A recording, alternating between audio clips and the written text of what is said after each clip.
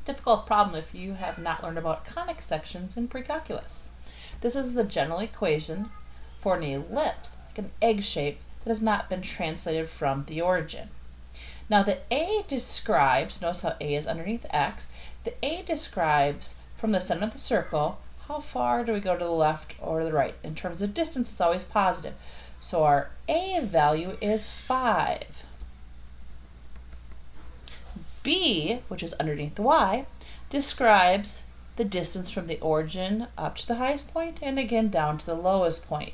Again, both have a distance of 3.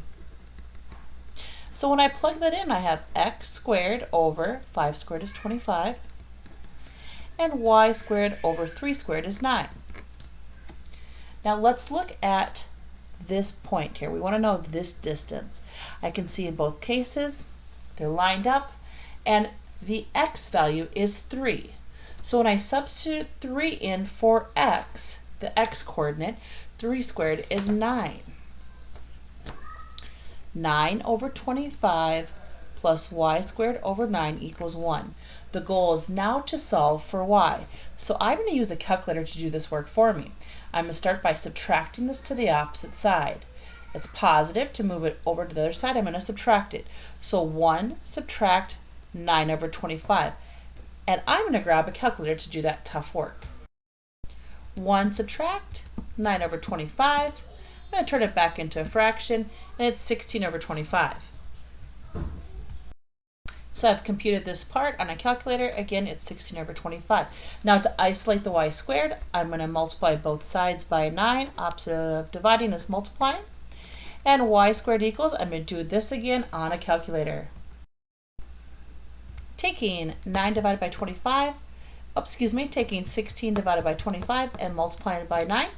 Turning it back into a fraction here, 144 over 25. It wasn't essential that you turned it back into a fraction.